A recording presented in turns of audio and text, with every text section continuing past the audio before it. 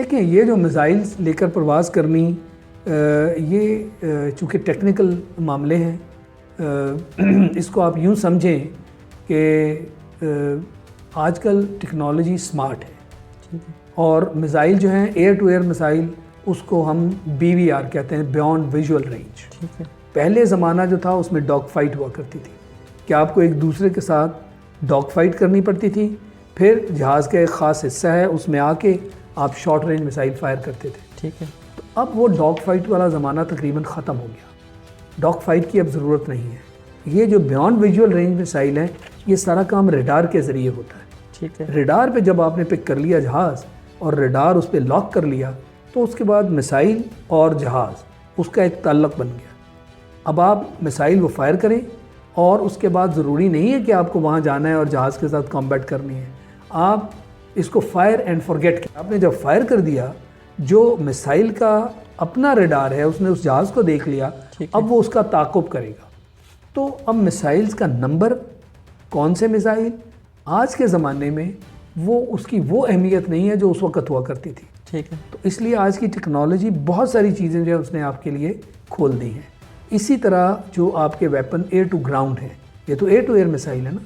Air to ground हमने 4 target उनके engage किए थे ना, और चारों टारगेट हमने बताया, और एक इनसिग्निफिकेंट टारगेट जो इतना इम्पॉर्टेंट नहीं था, जिससे इतनी तबाही नहीं होनी थी, उनको हमने अटैक किया।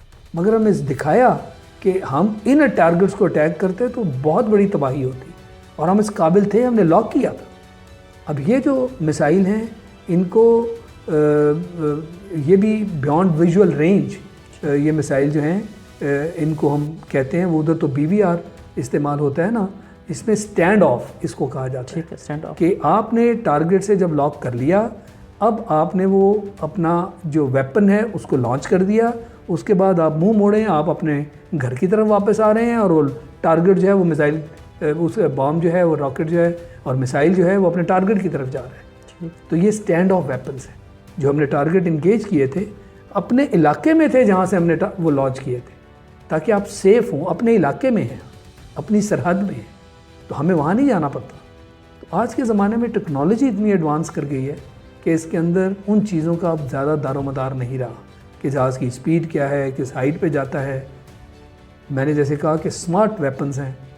जहाज़ के अंदर जो भी आप चीज़ें इस्तेमाल करते हैं उन वेपन्स को लॉन्च करने के लिए, वो भी स्मार्ट हैं, और इसलिए बहुत सारी चीज़ें जो हैं, कॉन्सेप्ट जो हैं, वो टेक्नोलॉजी की वजह से बहुत मुख्तलिफ हो गए और बहुत बदल गए। देखिए, इनमें डिफ्रेंशिएट हम उस लिहाज से ना करें कि जी इनमें फ़र्क है, लिहाजा कोई एक जो है वो दूसरे से बड़ा है। होता ये है कि जब भी आप 4th जनरेशन जहाज़ों की बात करते हैं तो 19-20 का फ़र्क आप ज़्यादा से ज़्यादा कह सकते हैं। ठीक है। और कुछ हिस्से होते हैं जिसमें एक जहाज़ को फ़ौक़ियत होती है, कुछ हिस्से हैं जिसमें दूसरे को फ़ौक़ियत है। अब ये टैक्टिक्स का हिस्सा है कि जब भी मुझे कहीं पिच किया जाए दुश्मन के जहाज़ के अगेंस्ट, तो मुझे पता हो कि मैं जिस जहाज़ से फ़ाइट कर रहा हूँ उसकी स्ट्रेंथ क्या है और उसकी वीकनेस क्या है। तो ये टैक्टिक्स का हिस्सा है कि मैं उसके वीक एरिया में उसको काउंटर करूँ, ठीक है, उसके स्ट्रॉन्ग एरिया में ना करूँ, वरना मेरे टैक्टिक्स ख़राब है। जहाज़ तकरीबन मुकाबले के हैं, थोड़ी सी किसी की वीकनेस है, थोड़ी सी किसी की स्ट्रेंथ है।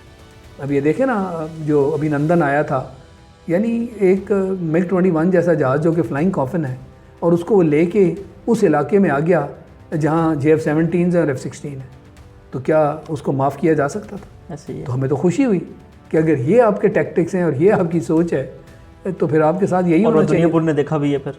बिल्कुल देखा, बिल्कुल देखा।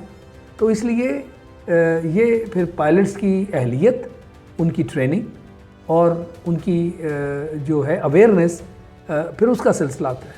और जहाँ तक इन चीज़ों का ताल्लुक़ है, आप तो जानते हैं कि हमारा जो दुश्मन है उसके पास तादाद है, मिक़दार है, जिसको आप क्वांटिटी कहते हैं, और हम क्वालिटी की तरफ जाते हैं हमेशा।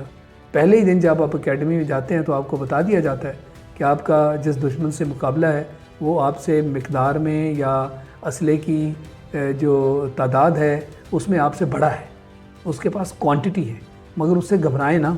हमने हमें मालूम भी फिर पैदा किए हैं, ऐसे ही है। हमने यानी इस नाम के और इतने सारे जो लोग हमने पैदा किए उनको उनकी जो ट्रेनिंग है जिस एतबार से हुई उसमें यही चीज़ है कि क्वालिटी के एतबार से आपने सुपीरियर होना है, और यही वजह है कि हमने हमेशा अपना ध्यान क्वालिटी पे दिया।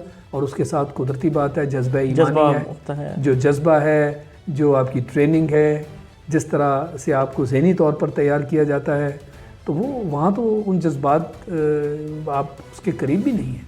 वो तो आज भी मूर्तियों से कहते हैं कि हमारा जहाज़ आया है, इसको आशीर्वाद चाहिए कि ये जहाज़ अब अच्छी तरह से लड़ाई करे और क्या करे। वो मूर्तियाँ क्या जहाज़ों से लड़ाई कराएंगी। ऐसे ही है। ये हमारा जज्बा है कि जिसमें हम जान अपनी हथेली पर रख के मैदान में कूदते हैं, और हमें ये शौक़ होता है कि हम अपने मुल्क की खातिर अगर इसमें काम आ जाएं तो ये हमारी कामयाबी है। हमारे लिए जान जो है वो कोई डर वाला मामला नहीं है, वो हमारा शौक़ है, वो हमारे लिए फ़ख्र का बायस है। ये वो चीज़ है जो उनमें दूर दूर तक नहीं है। इसीलिए हम कहते हैं कि it is the man behind the gun and not the gun. हाँ, वो इस तरह हुआ कि जब वक्त आया कि पहले तो ये कि हम सुपर 7 से JF-17 पे कैसे पहुँचे। एक वक्त आया जब हमने ये कहा कि जी जब तक हम इसको सुपर 7 कहते रहेंगे तो हम तो वो F7 ही का रेफरेंस लेंगे ना, कि उससे इसको बेहतर बनाना है। तो F7 पुराना जहाज़ है, अब पुराने जहाज़ से इसको किस हद तक बेहतर बनाएंगे, इस माइंडसेट को बदलने के लिए सबसे पहले हमने कहा कि ये अब सुपर 7 तो है मगर हम इसका नाम बदलें। जब नाम बदलने की बारी आई तो उस वक़्त मुख्तलिफ नाम जो हैं हमने आपस में डिस्कशन करके जब देखे तो उसमें मुझे एक स्लॉट नज़र आया F-17, यानी F-16 भी बन चुका था, अमेरिका ने F-18 भी बनाया था, दरमियान में F-17 मिसिंग था। हमने F-17 क्यों नाम रखा कि हम F-16 से एक स्टेप ऊपर अपने आप को जाहिर करना चाह रहे हैं, और ये हकीकत भी ऐसी है, हम उससे एक स्टेप ऊपर हैं, इसलिए हमने इसको F-17 कहा। तो जब हमने ये अपने जो चीनी हमारे पार्टनर्स हैं उनसे बातचीत की तो उन्होंने ये मशवरा दिया कि इसके साथ जे भी लगा दें। जे से मुराद जॉइंट, तो JF, F से मुराद, F से है बनता है फाइटर, जॉइंट फाइटर 17। और फिर हर जहाज़ का एक साथ जो निक नेम होता है, जैसे F-16 को फाइटिंग फैल्कन कहते हैं, इसके साथ हमने थंडर लगाया, तो इस तरह JF-17 थंडर बन गया। ये है इसके जो नाम की कहानी है जो आप आपके पूछना चाहते हैं, आपकी बेबी की कहानी। ये है वो बेबी की कहानी जो मैं बात कर रहा था, क्योंकि मेरी इसके साथ हर चीज़ शामिल थी। ये खून पसीना है एक्चुअली जो इस जहाज़ के साथ शामिल किया इसको बनाने में। उसके बग़ैर इस तरह का बड़ा काम करना बहुत मुश्किल होता है। वहाँ पे जो वर्कर्स थे मैं उनके साथ भी लगा रहा और उनके साथ इस हद तक घुल मिल के ये काम करवाया, क्योंकि इतनी तेज़ी से ये काम होना तकरीबन नामुमकिन था। ऐसे ये उनके साथ एक रेपो कायम किया गया और उनको एहसास दिलाया गया कि ये हमारी ज़रूरत है, इसको हमने इसी तेज़ी से आगे लेकर चलना है और ये बनाना है। तो लाजमी चीज़ है जिस पे आपने इतनी मेहनत की हो वो आपको अपनी बेबी की तरह ही नज़र आएगा ना। ऐसे ही है, जैसे आपका अपना हिस्सा है, ऐसे ही है। तो इसलिए मैं हमेशा इसको कहता हूँ कि ये तो मेरी बेबी है। तीन तक हम पहुँचे हैं, 1 2 3। अब इसके बाद 3 तक पहुँचे हैं, ये आगे चलता जाएगा, ब्लॉक बिल्डिंग जारी रहेगी इसकी। जैसे मैंने आपको F-16 की मिसाल दी कि हमने जो ख़रीदा वो ब्लॉक 52 ख़रीदा, कम से कम 10 साल पहले जो हमने लिया था। तो इसलिए ये ब्लॉक बिल्डिंग इसका जारी रहेगा।